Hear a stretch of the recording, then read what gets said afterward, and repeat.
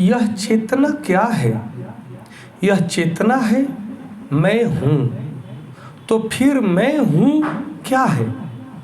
कलुषित चेतना में मैं हूँ का अर्थ है कि मैं सर्वे सर्वा हूँ, मैं ही भोगता हूँ।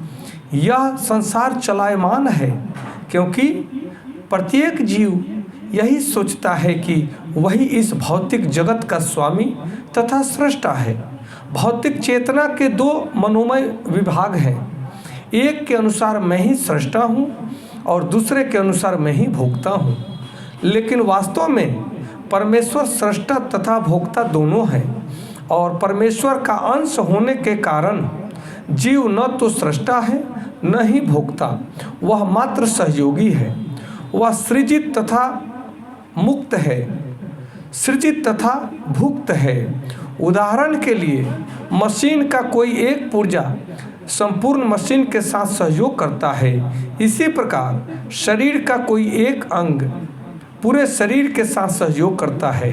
हाथ, पांव, आँखें, नाक, त्वचा, हाथ आदि शरीर के अनेकों अंग हैं, लेकिन ये वास्तविक भोक्ता नहीं है। भोक्ता तो उदर है अर्थात पेट है।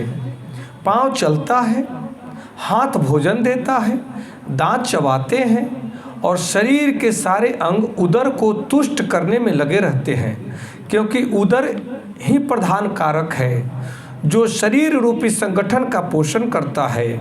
इसीलिए सारी वस्तुएं उदर को दी जाती है। जिस प्रकार जड़ को सींचकर वृक्ष का पोषण किया जाता है, उसी प्रकार उदर का पोषण करके शरीर का पोषण किया जाता है।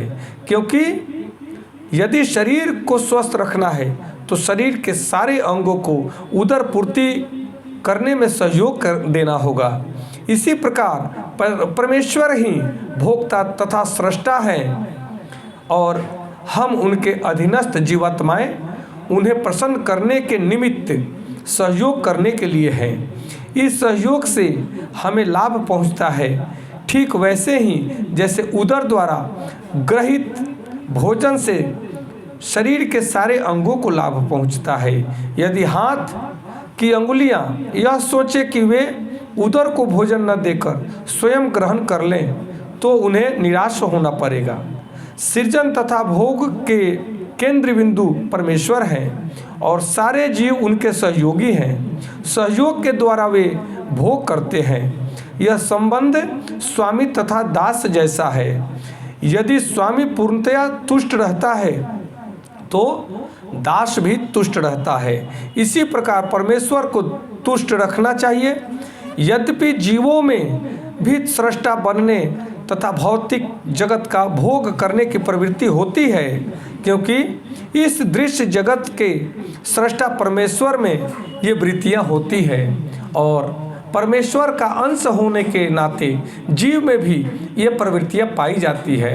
परंतु भगवान श्री कृष्ण कहते हैं कि जो भी कार्य करो तुम परमेश्वर को समर्पित करके कार्य करो, क्योंकि परमेश्वर ही तुम्हें कर्म रूप फल तुम्हें प्राप्त कराते हैं। परमेश्वर ही तुम्हें संतुष्ट कर सकते हैं, क्योंकि तुम अपने कर्मों के फलों को भोग करके तुष्ट नहीं हो सकते।